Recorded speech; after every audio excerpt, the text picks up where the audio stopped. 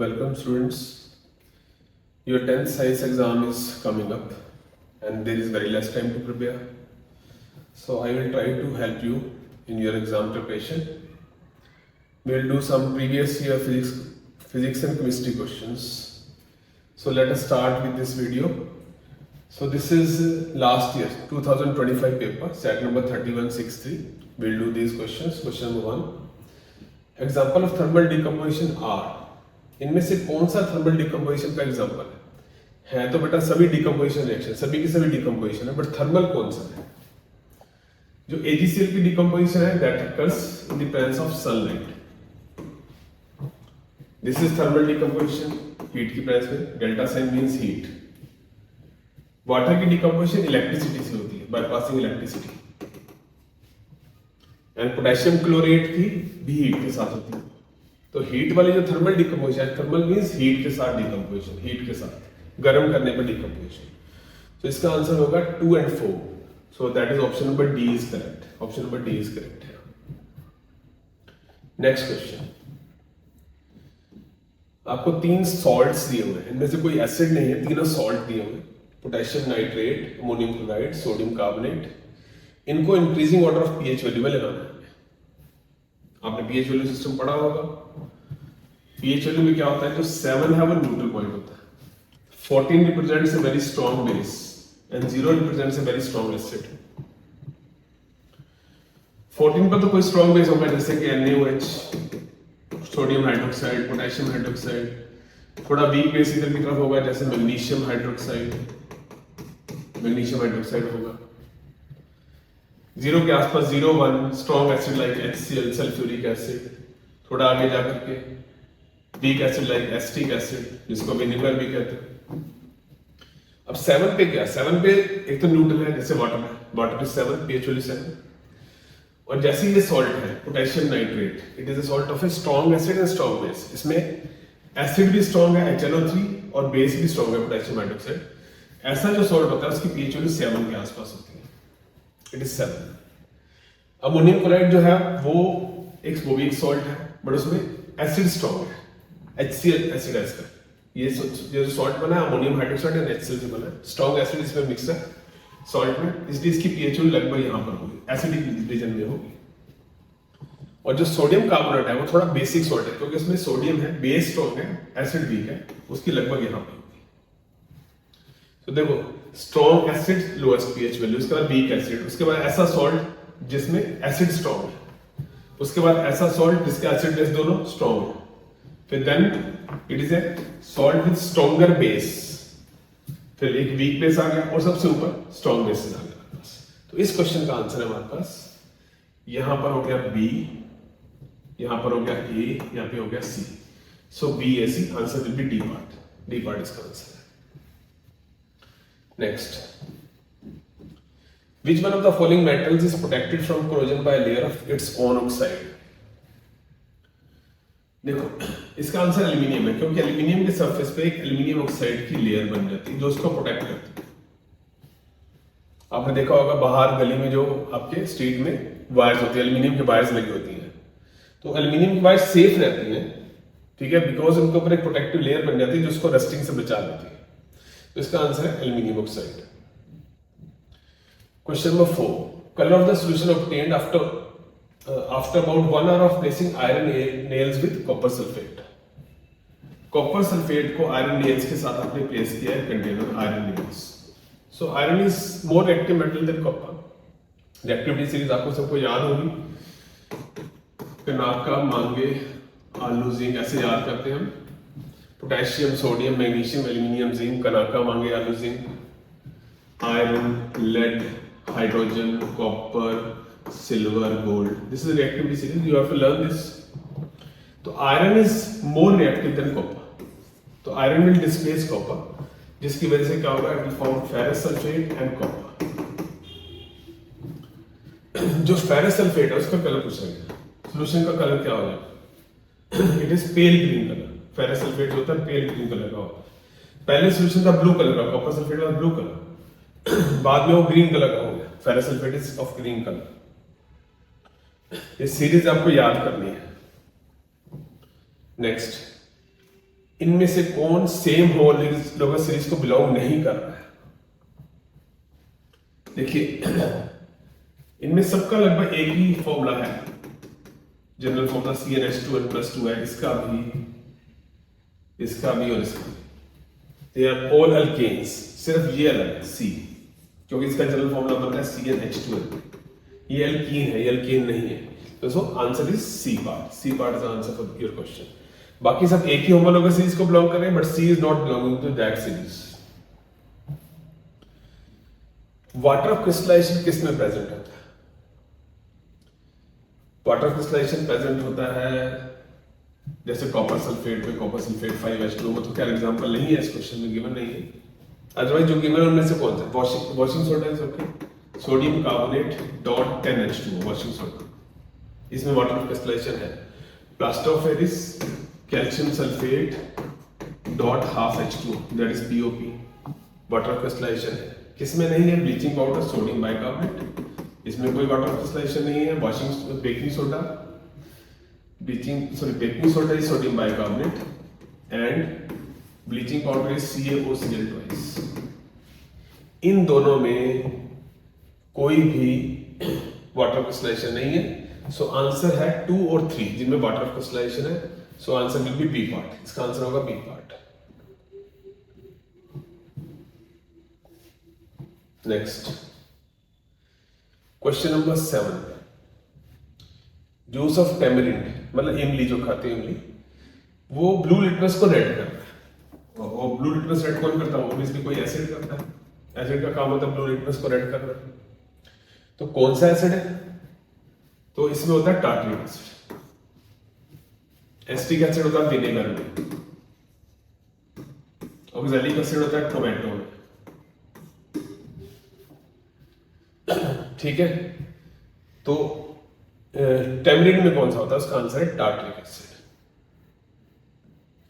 The curvature of eye lens of human eye is fixed है, can be increase, can be decreased. तो इसको बोलते हैं हमारी power of accommodation. Power of accommodation के question है बेटा ये हम दूर की चीज को भी देख सकते हैं, पास की चीज को भी देख सकते हैं।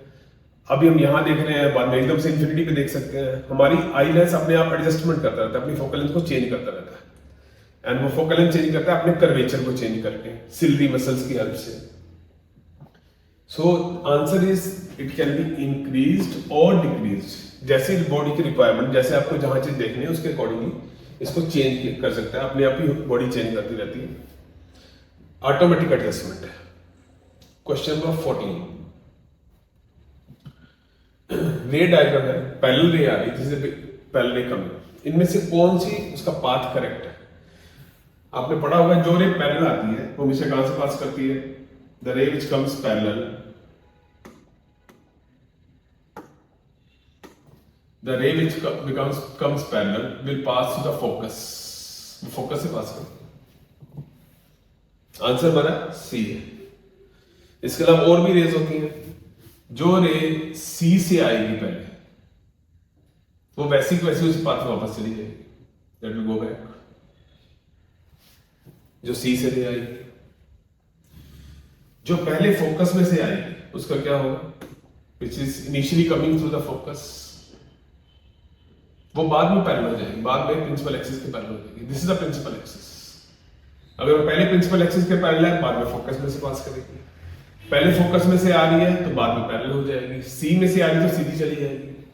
और एक लास्ट केस और भी होता है, वो क्या होता है? If rays falling at P pole, तो फिर उतने ही एंगल पर रिफ्लेक्ट हो जाएगी, उतने एंगल पर रिफ्लेक्ट हो जाएगी। And angle of incidence will be equal to angle of incidence will be equal to angle of reflection. तो 4 सिचुएशन होती है, 4 हम मेथड यूज कर सकते हैं। इस केस में जो पूछा गया उन्होंने, उसका आंसर हमारा क्या है? जो रे पैरेलल आ रही है वो कहां से पास करेगी? फोकस में से। So answer is C part है। सी पार्ट इसका आंसर है। नेक्स्ट असर्शन रीजन क्वेश्चन है। असर्शन रीजन क्वेश्चन करते समय ध्यान रखना है, सबसे डिफिकल्ट पार्ट है असर्शन रीजन क्वेश्चन। इसके लिए थॉरो नॉलेज होनी जरूरी है। सबसे पहले आप सिर्फ असर्शन क्वेश्चन को पढ़ो, assertion, don't read reason first. Assertion से अपना आंसर खुद देने की कोशिश करो पहले, then read the reason. Carbohydrates compounds are majority source of fuels, बिल्कुल ठीक है, इस बिल्कुल ठीक लिखा हुआ है। पहले हम खुद का आंसर देते हैं। कार्बन के कंपाउंड जैसे मीथेन है, ऑक्सीजन के साथ बर्न करते हैं, कार्बन डाइऑक्साइड एंड वाटर, और साथ में बनेगा हीट निकलेगी। अभी बैलेंस नहीं है, यू कैन बैलेंस इट, साथ में हीट निकलेंगे। कार्बन के सभी कंपाउंड्स, मीथेन जो है इसको नेचुरल गैस कहते हैं, कार वगैरह में आजकल यूज होती है। एलपीजी वो भी कार्बन कंपाउंड है, वो भी हम यूज करते हैं घर में, जो एलपीजी यूज करते हैं। So this is absolutely correct. पूरी एक्सप्लेनेशन भी हमने दे दी। अब हम असर्शन को पढ़ते हैं, रीजन को पढ़ते हैं। Most of the carbon compounds on burning release large amount of heat and light, बिल्कुल ठीक है, बिल्कुल ठीक बात कर रहे हैं, 100% है। असर्शन भी ठीक है और रीजन भी ठीक है और उसकी करेक्ट एक्सप्लेनेशन भी है। तो सही तरीका क्या है करने का, सिर्फ असर्शन को पढ़ो और उसके हिसाब से अपना आंसर खुद दो पहले, then read the reason, otherwise आप गलत आंसर दोगे। इसका आंसर ए पार्ट है। Next, in the common domestic circuits the earth wire is connected to a metallic plate buried deep inside the earth, बिल्कुल ठीक है। अर्थिंग कैसे करते हैं, कोई भी जैसे हमारा कोई डिवाइस है, जैसे कूलर है, तो कूलर की मेटल बॉडी से अटैच करके अर्थ वायर जमीन में डाल देते हैं। वैसे तो पूरी घर की एक अर्थिंग वायर एक जाती है और जितने भी इंस्ट्रूमेंट्स हैं हमारे उनसे कनेक्ट करते हैं। ग्रीन कलर की वायर होती है अर्थिंग वायर, उनको कनेक्ट करके अर्थ से कनेक्ट करते हैं। अब बाई चांस कूलर की बॉडी में कोई करंट आया, अगर आप टच कर रहे, मान लो पानी डाल रहे कूलर में, आपने टच किया तो कूलर की बॉडी से आपको करंट लगेगा, झटका लगेगा। बट अगर अर्थ किया हुआ उस बॉडी को, तो वो करंट आपकी बॉडी के थ्रू नहीं जाएगा, वो अर्थ वायर के थ्रू अर्थ में चला जाएगा। तो दैट इज द एक्सप्लेनेशन। अब एक्सप्लेनेशन पढ़ते हैं। Earth wire ensures that any leakage of current to the metallic body of the appliance, appliance मतलब कूलर की बात चल रही है, keeps its potential to that of earth and so the user may not get severe shock. बिल्कुल correct लिखा हुआ है, ये सर्चन भी ठीक है, रीजन भी ठीक है, करेक्ट एक्सप्लेनेशन भी है, इसलिए इसका आंसर ए पार्ट है। Next question, question number 21, name a metal found in the earth crust in free state. ऐसा कौन सा मेटल है जो फ्री स्टेट, जितना इतना कम रिएक्टिव मेटल है कि वो किसी से रिएक्शन नहीं करता और फ्री स्टेट में अगर करता है, ठीक है, उसका आंसर है गोल्ड। सिल्वर भी मिल सकता है बट मोस्टली गोल्ड जो है वो फ्री स्टेट में मिलता है, बिकॉज ये बहुत लेस रिएक्टिव है, ये कोई कंपाउंड्स नहीं बनाता आसानी से। और सेकंड पूछा उन्होंने, ऐसा कोई बताओ जो अपने कंपाउंड के फॉर्म में एग्जिस्ट करता है, वो आयरन। आयरन की बहुत सारी ओर्स होती हैं, Fe2O3, ferric oxide, ferrous oxide, mixed Fe3O4। So iron जो है वो कंपाउंड, वो ज्यादातर मेटल कंपाउंड के फॉर्म में मिलते हैं, एक्सेप्ट वन, गोल्ड जो है वो फ्री स्टेट में मिलता है, because it is very less reactive metal. अब ये बताओ कि ये रिएक्टिविटी सीरीज में कैसे, रिएक्टिविटी सीरीज तो मैंने अभी आपको बताई थी।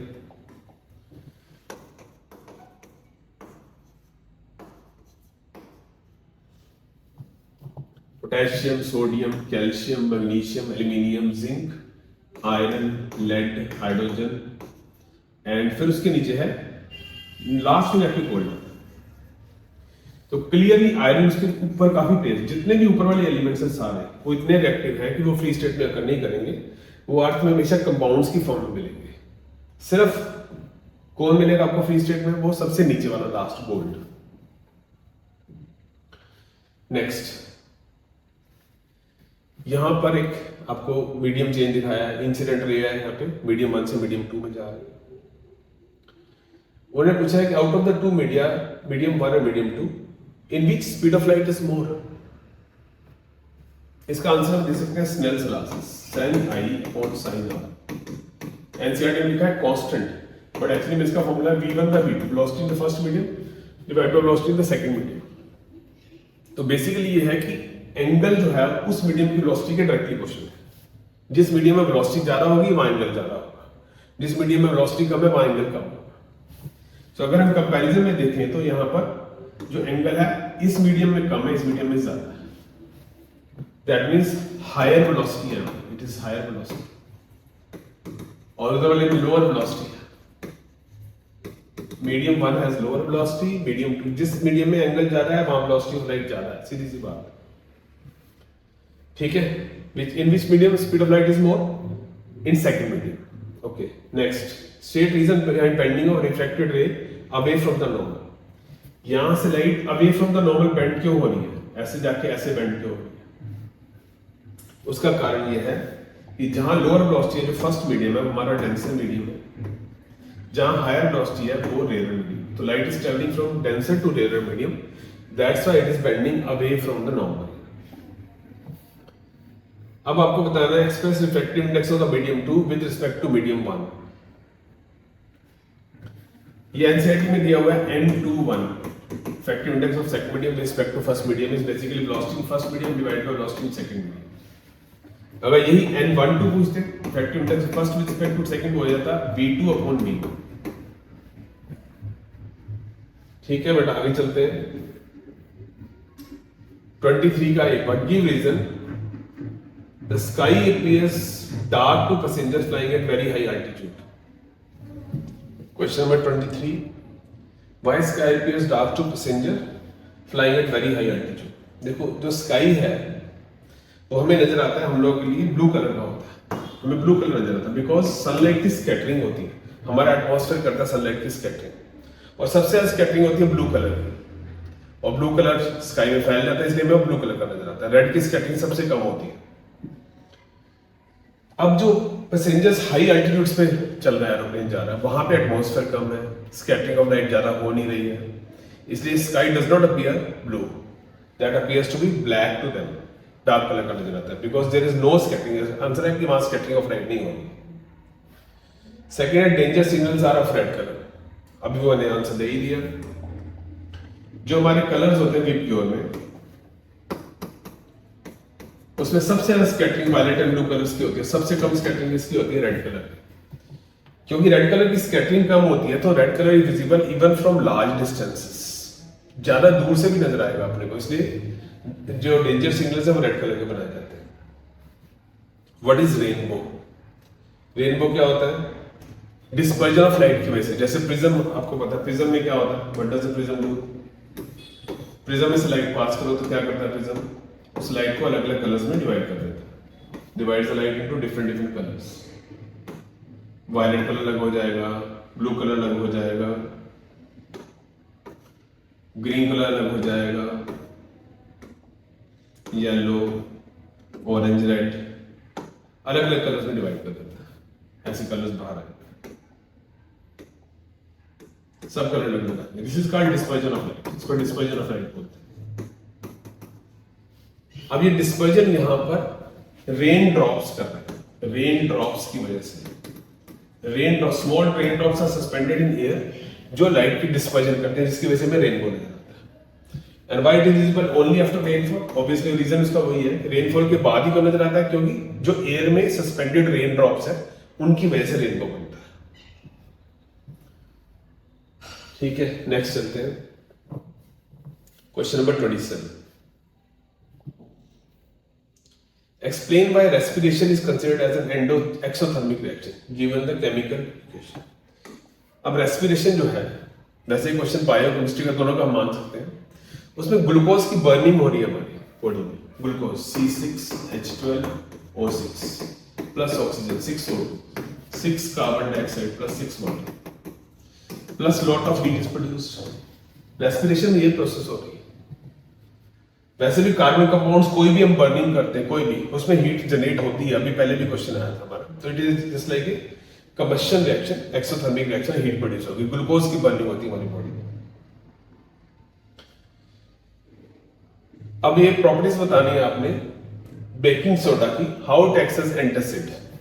Baking soda, sodium bicarbonate, antacid का काम कैसे करती है? एंटासिड क्यों? Because it is a weak base, और एक्स्ट्रा एसिड अगर हमारी स्टमक पे बन गया, उसको न्यूट्रलाइज करने में काम करता है बेकिंग सोडा, वीक बेस होता है। फिर ये बेकिंग पाउडर में क्यों डाला जाता है? बेकिंग पाउडर यूज होता है केक वगैरह बनाने के लिए।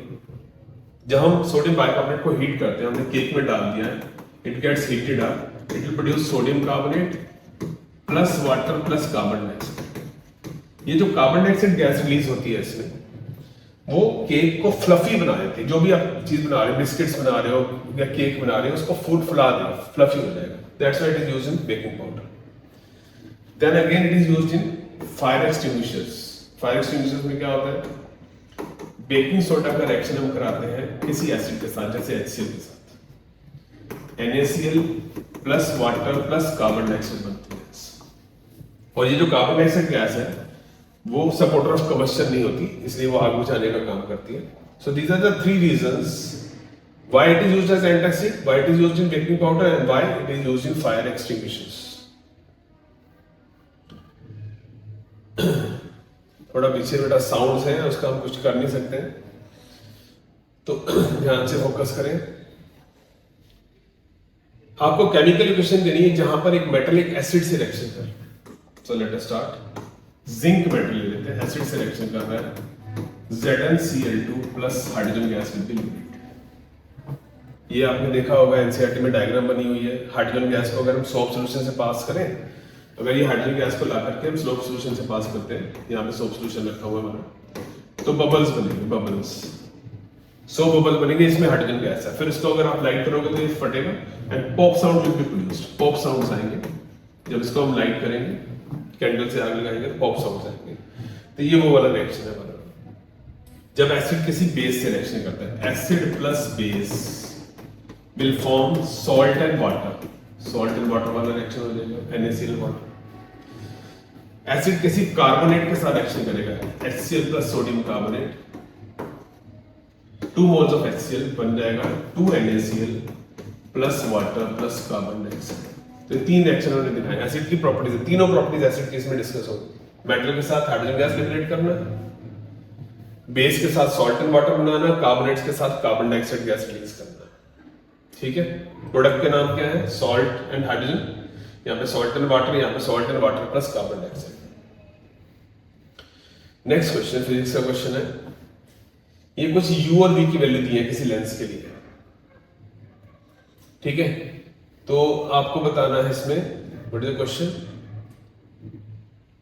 यहाँ पे आपको बिजली बता ही दी, वैसे हम देख के बता सकते थे। कन्वेक्स लेंस है, कन्वेक्स लेंस यहाँ पे है। कन्वेक्स लेंस की फोकल लेंथ पूछी गई है। जो कन्वेक्स लेंस होता है बेटा, उसका ऑब्जेक्ट लेफ्ट हैंड साइड में होता है और इमेज जो है वो राइट की तरफ बनती है, अगर रियल इमेज है। मतलब U हमेशा माइनस में होता है और V की वैल्यू किस में होती है, प्लस में होती है। Because object is on the left hand side, image is on the right hand side. अच्छा, लेंसेज में भी ध्यान रखना, चाहे आपका कन्वेक्स मिरर है चाहे कन्वेक्स लेंस है, इनकी फोकल लेंथ प्लस में लेके चलना, पॉजिटिव। कनकेव मिरर या कनकेव लेंस, इनकी फोकल लेंथ हमेशा माइनस में लेके चलना। ऑब्जेक्ट हमेशा लेफ्ट पे ही होता है, ऑब्जेक्ट डिस्टेंस जब भी आएगा उसको माइनस में लेना था। ऑलवेज रिमेंबर, ये कन्वेंशन यूज करोगे तो कभी न्यूमेरिकल गलत नहीं होगा। अब आपको देख के बताना है इस डाटा से U और V की वैल्यूज दी हुई है, तो फोकल लेंथ ऑफ लेंस क्या है। सो ध्यान रखो, आपको देखो सबसे पहले कहीं पे U और V की वैल्यू सेम है क्या, वो ढूंढो। U और V की वैल्यू सेम हो, ऐसा कब होता है जब U और V की वैल्यू सेम हो, जब ऑब्जेक्ट होता है 2f पर, ऑब्जेक्ट इज एट 2f और इमेज भी कहां पर बनती है 2f, ये वो केस होता है जहां पे ऑब्जेक्ट और इमेज का डिस्टेंस सेम होता है। तो ये केस ढूंढ के आपको आंसर फटाफट देना। अगर वो नहीं हो, ऐसा कुछ ऑप्शन नहीं मिले, फिर U और V की वैल्यू पुट करो लेंस फॉर्मूला में, तब आंसर निकाल लो। ठीक है, तो यहां से देख के पता चला है कि 2f की वैल्यू 30 है। ठीक है, that means focal length is how much, focal length of convex lens is 15 centimetre है, 15 सेंटीमीटर ये है। Which one of the sets of the observation is not correct and why? इनमें से कौन सी ऑब्जर्वेशन गलत है। देखो, फोकल लेंथ अगर 15 है, 15 है, तो जितने भी ऑब्जेक्ट हैं ये बियॉन्ड फोकस रखे गए सभी, एफ के बियॉन्ड है, एफ के बियॉन्ड है, एफ के बियॉन्ड है, इन सब में रियल इमेज बन रही है। V प्लस में आना चाहिए, रियल इमेज बनती है राइट हैंड साइड पे लेंस में। इस सब में जो U है वो 15 से ज्यादा है, आउटसाइड द फोकस रखा हुआ ऑब्जेक्ट, सिर्फ इसमें कम है। इस केस में रियल इमेज नहीं बननी है, इस केस में कौन सी इमेज बननी है, वर्चुअल इमेज बननी है। और virtual image right hand side पे नहीं बनती, लेफ्ट हैंड साइड पे बनती, तो प्लस 120 आ ही नहीं सकता, बिना कैलकुलेशन के हम बता सकते हैं। Plus 120 will not be answer, इसका आंसर माइनस में आएगा। क्योंकि अगर ऑब्जेक्ट फोकस के अंदर रखा है तो इमेज इधर बनेगी। तो लास्ट वाली ऑब्जर्वेशन बिल्कुल रॉन्ग है, 8th इज रॉन्ग। ठीक है, और क्या पूछा इन्होंने? रे डायग्राम बनानी है किसी भी एक केस को लेकर के, कोई भी एक केस को लेकर के रे डायग्राम। सो ये हमारा पोल हो गया, sorry it was not mirror, it was lens. ये हमारा लेंस हो गया, ये प्रिंसिपल एक्सिस हो गया उसका, ये एफ है, ये 2f है, इधर f और 2f हो गया। ऑब्जेक्ट हमने रखा यहां पर, सपोज बियॉन्ड 2f रख दिया, तो क्या होगा फिर? जो रे यहां से पैरेलल जाएगी that will pass through the focus, और जो रे ऑप्टिकल सेंटर से जाएगी, यहां से ऑप्टिकल सेंटर से वो स्ट्रेट जाएगी। ये दोनों रेज यहां मीट करेंगे, यू कैन सी, ये दोनों रेज यहां मीट करके इमेज बना देंगे। ऑब्जेक्ट हमारा ए बी है, इमेज क्या बन गई? ए डैश बी डैश। एक्चुअली में रेज मीट की है, रियल इमेज बनी है, real and inverted image, real inverted image बनी है। अब जब भी object, whenever object is beyond 2f, image will be found between f and 2f. Real inverted and diminished, कोई भी एक आपको बना के दिखानी थी, एनी वन की case. Now we go to the next question. A person is using lenses of power -0.5 diopter in his spectacles for the correction of his vision. Negative power का लेंस यूज कर रहा है। Negative power use होती है बेटा myopia में, short sightedness में, दूर की चीज नजर नहीं आ रही है उसको, जिसकी वजह से वो ये लेंस यूज कर रहा है। मायोपिया है डिफेक्ट। कारण क्या है इसका डिफेक्ट का? दो कारण हो सकते हैं कि एक तो है हमारे पास, जैसे आई है हमारे पास, इसमें इमेज कहां बन जाती है? दिस आई सपोज, यहां से जो रेज आ रही है इंफिनिटी से, वो यहां पे पहले मीट करने लगी, बिफोर रेटिना वो मीट कर रही है, that is the cause of myopia. Infinity वाली रेज पहले मीट कर रही है, इसमें लेंस की फोकल लेंथ डिक्रीज हो चुकी है, इसकी वजह से ऐसा हो रहा है, या आई बॉल की एलोंगेशन हो चुकी है। एनसीईआरटी में लिखा है फोकल लेंथ डिक्रीज लिखा होना चाहिए, या फिर लिखा है एक्सेसिव कर्वेचर। एनसीईआरटी ने लिखा है excessive curvature of eye lens, या तो दोनों में से ये है, फोकल लेंथ, ये दोनों बात एक ही है, या फिर आई बॉल बड़ी होगी, एलोंगेशन ऑफ आई बॉल हो चुकी है, that is the reason for this defect myopia. और अगर आपको जो दिया है उसकी पावर दे रखी है, उसकी फोकल लेंथ पूछी गई है। अब जो पावर होती है वो 1 बाय फोकल लेंथ होती है, तो फोकल लेंथ होगी 1 upon power 1 upon -0.5 diopter, that comes out to be 2 meters. This is the focal length of the lens being used in the spectacles. Sorry, -2 meters, not 2 meters. -2 meters. Concave lens use हो रहा है, not convex lens. Explain the statement potential difference between 2 points is 1 volt. Potential difference होता है बेटा W upon Q. Potential difference will be 1 volt when 1 joule of work is done in moving 1 coulomb charge. When 1 joule of work is done in moving 1 coulomb charge, then we say that potential is 1 volt. ये symbols क्या represent करते हैं? Obviously, it is ammeter. Ammeter का काम क्या होता है? किसी भी सर्किट में करंट की मेजरमेंट करना, measuring the current in circuit. And this is rheostat. Rheostat variable resistance होती है, किसी भी सर्किट में हम लगाते हैं रियोस्टेट को रेजिस्टेंस को वेरी करने के लिए, so that we can have different readings of current and voltage. Ohm's law का एक्सपेरिमेंट करोगे तो उसमें ओम रियोस्टेट लगाई होती है, वेरिएबल रेजिस्टेंस होती है। Question number 34, what are magnetic field lines?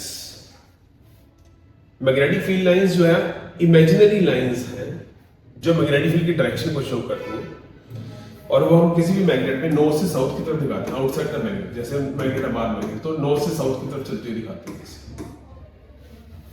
They travel from north to south outside the magnet, inside the magnet they travel from south to north. How is the direction of magnetic field determined? Direction of magnetic field कैसे निकालोगे? कहीं पर भी आप क्या रखोगे? एक compass needle place करोगे, प्लेस ए कंपास नीडल।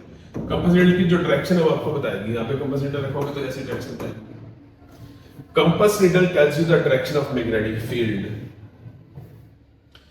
अब आपको पैटर्न ऑफ मैग्नेटिक फील्ड बताना है by current carrying loop. Current carrying loop का magnetic line of force draw करके दिखानी कैसी होगी वो। Let us draw that. Current carrying loop है हमारे पास। This is current carrying circular loop. इसमें करंट चल रहा है ऐसे, करंट ऐसे चल रहा है। तो कैसी मैग्नेटिक लाइन ऑफ फोर्स होगी? यहाँ पे करंट ऐसे चल रहा है तो मैग्नेटिक लाइन ऑफ फोर्स ऐसे बनेंगे आपकी, यहां से इनवर्ड्स, यहां से आउटवर्ड्स, यहां से इनवर्ड्स, यहां से आउटवर्ड्स, यहां से इनवर्ड्स की तरफ जा रही है, यहां से आउटवर्ड आ रही है। ऐसे इस साइड पर करंट नीचे की तरफ है तो यहां से इनवर्ड जाएंगी, उस जैसे वहां बनाए इसको उल्टा बनाना है। These are the magnetic line of force। एक एनसीईआरटी डायग्राम वो भी बना सकते हो। This is also good diagram. NCERT में अलग तरीके से दी हुई डायग्राम वो भी बना सकते हो। करंट कैरिंग सर्कुलर लूप है। अगर यही स्टेट कंडक्टर होता तो state conductor carrying current, current ऊपर की तरफ जा रहा है, उसकी मैग्नेटिक लाइन ऑफ फोर्स होती है circular, circular magnetic, inwards outwards, inwards outwards, inwards outwards. एक current carrying straight conductor, this is circular loop, this is straight conductor. और तीसरी जो चीज है इसकी मैग्नेटिक लाइन ऑफ फोर्स आती है वो सोलेनॉइड की। अब सोलेनॉइड में आप सोलेनॉइड की मैग्नेटिक लाइन ऑफ फोर्स बिल्कुल बार मैग्नेट जैसी होती है। वो कैसे बनाओगे आप? पहले आपके अगर स्ट्रेट लाइंस बना लो, बाद में सोलेनॉइड बना देंगे इसके ऊपर। Makes magnetic line of force दिखा रहा हूं, मैग्नेटिक लाइन ऑफ फोर्स के ऊपर बाद में सोलेनॉइड बना के दिखाते हैं। This is solenoid. इसमें चल रहा है करंट आई। अब ये magnetic line of force close loop होती है, ऐसे जाएगी, क्लोज पाथ पूरा करेंगे ऐसे।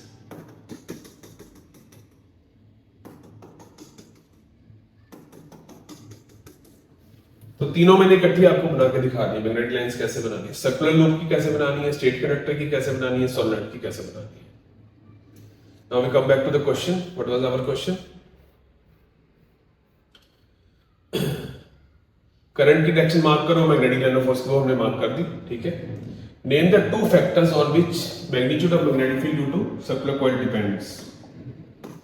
सर्कुलर कॉइल का जो मैग्नेटिक फील्ड है कौन से फैक्टर्स पे डिपेंड करता है? एक तो उसमें जो चल रहा है करंट पे डिपेंड करता है, नंबर वन, ज्यादा करंट होगा तो ज्यादा स्ट्रॉन्ग मैग्नेटिक फील्ड होगा। दूसरा, सर्कुलर लूप के रेडियस पे डिपेंड करता है। तीसरा, सर्कुलर लूप में कितनी नंबर ऑफ टर्न्स है उस पर डिपेंड करता है।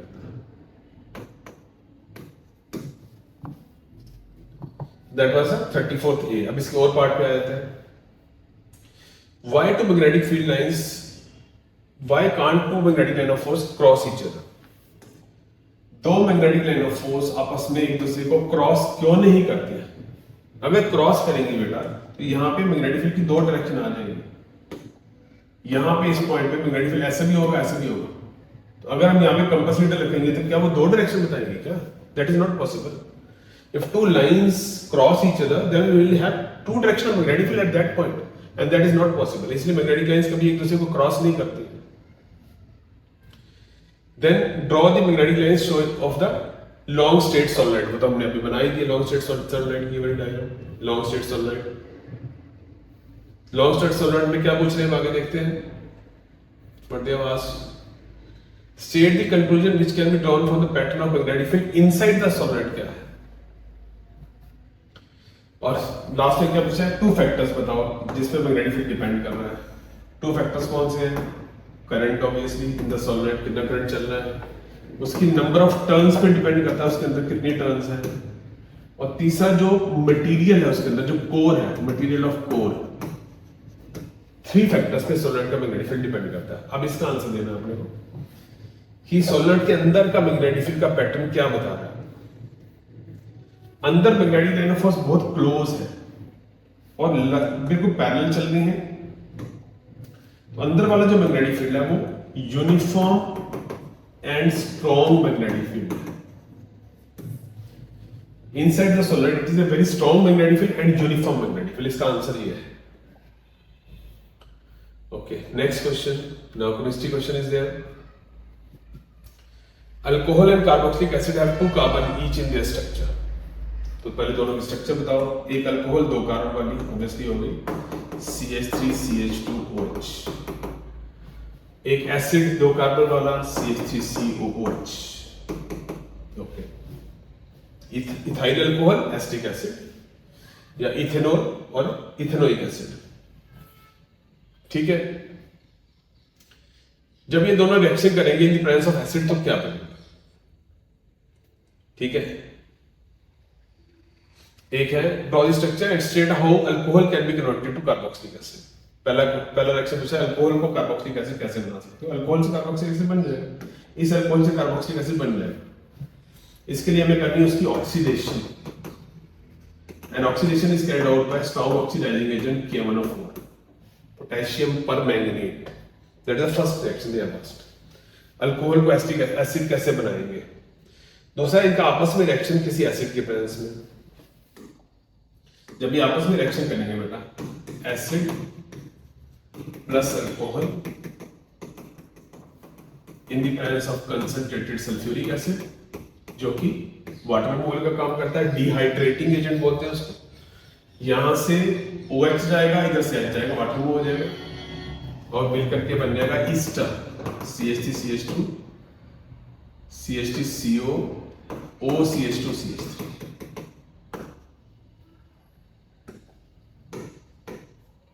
CH2CO OCH2CH3 plus water.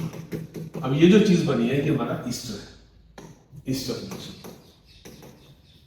Acid plus alcohol with removal of water forms ester. तो ये रिएक्शन उन्होंने पूछे थे इस क्वेश्चन में। Now we come to B part. What are soaps? Soap क्या होता है? क्लीनिंग एक्शन होता है, साफ करने के लिए, कपड़े साफ करने के लिए, अपनी बॉडी को क्लीन करने के लिए जो हम यूज करते हैं सोप्स होते हैं। ठीक है, these are the molecules, organic molecule which do cleansing action. Soap molecule की स्ट्रक्चर कैसी होती है? What is structure of soap molecule? Soap molecule में क्या होता है? कार्बन चेन होती है बड़ी लंबी, जैसे कार्बन चेन, जिसके एंड में एक नेगेटिव एंड होता है, साथ में सोडियम जुड़ा होता है। इसके 2 पार्ट्स होते हैं मॉलिक्यूल के। ये वाला जो पार्ट है वो हाइड्रोफोबिक है, हाइड्रोफोबिक, जो वाटर में बिल्कुल भी सोल्यूबल नहीं है, ये ऑयल के साथ अटैच होता है। और ये जो पार्ट है लास्ट में, ये हाइड्रोफिलिक, वाटर के साथ अटैच होता है, hydrophilic part, hydrophilic part, that is hydrophobic part. ठीक है, अब ये तो हो गया सोप का स्ट्रक्चर कैसे होती है मॉलिक्यूल की। अब ये क्लीनिंग एक्शन कैसे करता है? How does do? जब हम सोप को डालते हैं किसी सॉल्यूशन में, यहां पे नीचे कोई कपड़ा है सपोज जिसमें डर्ट है, कोई कपड़ा है जिसमें डर्ट है, तो सोप मॉलिक्यूल क्या करेंगे? ऐसे जाके अपनी कार्बन चेन से वहां पे अटैच होंगे डर्ट के साथ। यहां पे डर्ट है, ऊपर उसका जो हाइड्रोफिलिक पार्ट है ऊपर की तरफ रहेगा। Ultimately they all pull out the dirt from the, जो डर्ट के साथ जो कार्बन चेन अटैच हो जाएगी, हमारी कार्बन चेन जो है वो डर्ट के साथ अटैच हो जाएगी वो चेन, और जो नेगेटिव पार्ट है वाटर में सोल्यूबल हो जाएगा। Ultimately they will pull out, जो डर्ट को सेंटर में लेंगे, चारों तरफ से ऐसे अटैच हो जाएंगे। कपड़े में से डर्ट को निकाल करके ऐसे ऐसे बना लेंगे। ये जो चीज बनी इसको बोलते हैं माइसेल फॉर्मेशन। क्या फॉर्मेशन होगी?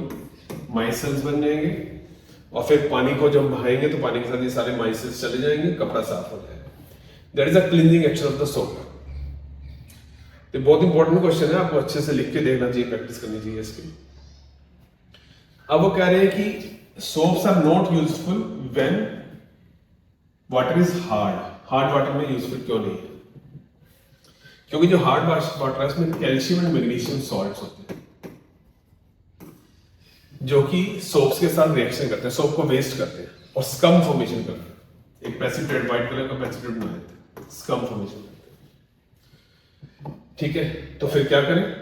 अगर हार्ड वाटर में कपड़े नहीं धो सकते तो क्या करें?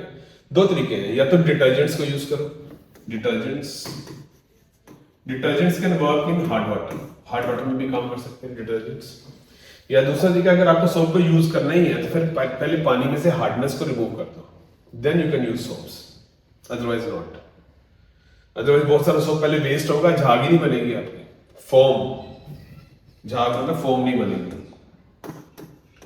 काफी सारा साबुन वेस्ट होगा, उसके बाद फॉर्म फॉर्मेशन होगी। उसका इसका या तो क्या कर सकते हो, डिटर्जेंट यूज कर लो उसके लिए, अदरवाइज आप पहले पानी की हार्डनेस रिमूव करो फिर उसको यूज करो water. Next question, case study question है,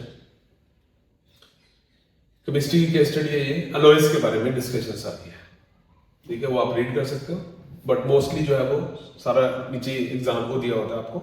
केस स्टडी वाले पैराग्राफ से बहुत कम रिलेशनशिप होता है, आपने जो एनसीईआरटी में पढ़ा वहीं से आंसर देना है आपको। How does electrical conductivity and melting point of a metal change when it is converted to alloy? देखो आप ऊपर यहाँ पे आंसर कुछ भी नहीं है इसके बारे में, ये आपको वैसे एनसीईआरटी से याद करना पड़ेगा। इलेक्ट्रिकल कंडक्टिविटी डिक्रीज करती है, copper is a very good conductor, but इसका जो अलॉयज है वो अच्छे कंडक्टर नहीं है। कॉपर तो आप वायर्स यूज करते हो घर में, सारी कॉपर की वायर्स होती है, बट अलॉयज नहीं होते इसके बने alloys, brass, bronze, they are not good conductor of electricity. Electrical conductivity decrease करती है। Melting point, in some cases it decreases, जैसे लेड और टिन का अलॉय सोल्डर होता है, इसका मेल्टिंग पॉइंट कम होता है। ऐसे फ्यूज वायर जो बनती है उसका मेल्टिंग पॉइंट कम होता है, बट ये जरूरी नहीं है। In some cases melting point can also increase. Nichromic alloy है, उसका मेल्टिंग पॉइंट हाई होता है। इन जनरल आप कह सकते हो मेल्टिंग पॉइंट डिक्रीज हो जाएगा, कंडक्टिविटी भी डिक्रीज होगी। Name N alloy which is used for welding purpose to wires, तो इसलिए वो सोल्डर ही हमने अभी बताया था। लेड और टिन का अलॉय होता है, लेड प्लस टिन, इन वायर्स को जोड़ने के लिए यूज करते हैं इलेक्ट्रिकल सर्किट। इसके मेजर कॉन्स्टिट्यूएंट्स है लेड और टिन। नेक्स्ट क्वेश्चन है व्हाट आर अलॉयज? अलॉयज क्या होते हैं? जो अलॉयज है हमारे पास वो क्या होते हैं? Homogeneous mixture of two metals होते हैं, या एक मेटल एक नॉन मेटल को मिक्स करते हैं। पहले दो मेटल है उनको मिक्स करना है, दोनों को पहले मेल्ट कर लेते हैं, लिक्विड बना लेते हैं। दोनों को लिक्विड बना के आपस में मिक्स कर लिया, ठीक है। मिक्सिंग करने के बाद फिर उसको ठंडा किया तो अलॉय बन जाएगा। होमोजेनियस मिक्सचर बनाना है, पूरी अच्छी तरह से मिक्सिंग करनी, होमोजेनियस मिक्सिंग करनी, देन फिर ठंडा करना है। अब ब्रास कैसे बनता है? ब्रास जो होता है वो कॉपर और जिंक का अलॉय होता है, कॉपर एंड जिंक का अलॉय होता है, ठीक है। Next, what is stainless steel? Stainless steel के बर्तन आप यूज करते हो, ग्लास, कटोरी और प्लेट, सब कुछ स्टेनलेस स्टील का यूज करते हो घर में। स्टेनलेस स्टील बनता कैसे? Stainless steel is an alloy of iron, carbon, निकल एंड क्रोमियम, ठीक है। आयरन को मेल्ट करके उसमें कार्बन, निकल और क्रोमियम मिक्स कर देते हैं, ठीक है। How it is prepared? Melt iron, then mix carbon, nickel, chromium, उसको मेल्ट करके मिक्स करके फिर वापस ठंडा करेंगे तो फिर हमारे पास स्टेनलेस स्टील बन जाएगा। Right, one important property which makes it more useful in making utensils. इससे बर्तन क्यों बनते हैं? स्टेनलेस स्टील, आयरन रस्टिंग होती है, आपको देखा आयरन का जंग लग जाता है ब्राउन कलर का, बट स्टेनलेस स्टील जो आयरन से ही बना है and it does not rust, इस पे जंग नहीं लगता है, जिसकी वजह से हम इसको घर में यूटेंसिल्स बनाने के लिए यूज करते हैं। तो that is answer for this. Circuit दिया हुआ है आपको, ठीक है। अब इसमें आपको क्या बताना है? अगर यही दो रेजिस्टेंस पैरेलल में लगेंगे तो कैसा सर्किट डायग्राम बनेगा? पहले तो ये पूछा है, ठीक है। किस केस में पोटेंशियल डिफरेंस सेम है? तो पहले तो सर्किट बना लेते हैं। अगर इनको पैरेलल में लगाया तो कैसे सर्किट? 3 ओम और 6 ओम को हमने पैरेलल में कनेक्ट कर दिया, फिर यही बैटरी हमने लगा दी, वोल्ट की बैटरी लगा दी, यहां पे एमीटर लगा दिया और इनके पैरेलल में वोल्ट मीटर लगा दिया। तो that is circuit diagram when they are connected in parallel. तो पहला आंसर तुम्हारा 1 मार्क हो गया, पैरेलल में कनेक्ट करके दिखा दिया। सीरीज में है तो सीरीज और पैरेलल कैसे पता चलता है? सपोज यहां से बैटरी की पॉजिटिव प्लेट से करंट चला, यहां से करंट आया, आगे आगे उसके दो पाथ हो गए करंट के, कुछ करंट इधर चला गया I1, कुछ करंट इधर चला गया। अगर करंट अलग हो करके, ठीक है, सॉरी यहाँ तो सीरीज ही थी, हमें कुछ नहीं दिखाना था। वोल्ट मीटर में तो करंट नेग्लिजिबल जाता है, करंट सारा इधर से ही जा रहा है, सारा का सारा आई करंट इधर से जा रहा है। ये सीरीज है, जो करंट इसमें चलेगा वही करंट इसमें चलेगा, वही करंट आ रहा है सारा, सेम का सेम करंट चलेगा। वोल्ट मीटर में कुछ भी करंट नहीं चलेगा क्योंकि इसकी रेजिस्टेंस इन्फिनिटी होती है, हाई रेजिस्टेंस होती है। जब दोनों में से करंट सेम चल रहा हो तो वो सीरीज होता है। और पैरेलल कब होता है? When it is parallel. Let us see, battery से करंट आया आई, बैटरी से करंट आया आई, यहां पे आखिर करंट के दो पार्ट्स होंगे, I1 उधर चला गया, इधर I2 चला गया। अब करंट के अलग होने से वो पैरेलल नहीं हो जाता, यहां से दो पार्ट्स हो गए, उससे पैरेलल नहीं हुआ, ये वापस इकट्ठा होना चाहिए, I1 I2 वापस इकट्ठा होकर के वापस I बनना चाहिए। ये I1 I2 अलग हुआ, फिर इकट्ठा होकर I हो गया। सीरीज के लिए क्या जरूरी है? What is important for series? Current same चलना चाहिए। पैरेलल के लिए क्या जरूरी है? करंट अलग होकर वापस इकट्ठा हो जाए, then they are in parallel. यहां पे अलग हुआ करंट, फिर यहां पे इकट्ठा। ठीक है, तो सीरीज पैरेलल क्लियर हुआ हमारा। सर्किट डायग्राम बना ली हमने पैरेलल वाली। किस केस में दोनों का पोटेंशियल डिफरेंस सेम होगा? पोटेंशियल डिफरेंस सेम कब होगा? पोटेंशियल डिफरेंस सेम होगा जब दोनों कनेक्टेड होंगी पैरेलल में। पैरेलल में वोल्टेज सेम होती है। और किस केस में करंट सेम होगा? वो सीरीज में। सीरीज में करंट सेम चलता है, same current is flowing. Parallel में वोल्टेज सेम होगी, करंट अलग अलग चलेगा बट वोल्टेज सेम होगी। तो आपने आंसर देना है in parallel potential difference is same, in series current is same. अब current drawn from the battery in series combination, इसमें करंट बताना है आपको। तो पहली बात तो सीरीज है, सीरीज में रेजिस्टेंस कितनी होगी? 3 ओम प्लस 6 ओम। सीरीज में रेजिस्टेंस होती है R is equal to R1 plus R2। तो ओवरऑल रेजिस्टेंस होगी हमारी 9 ओम। वोल्टेज हमारी बैटरी की 2 volt. How much current will follow flowing? Voltage upon resistance, that is 2 divided by 9 ohm.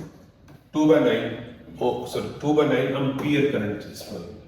2 by 9 ampere current is flowing.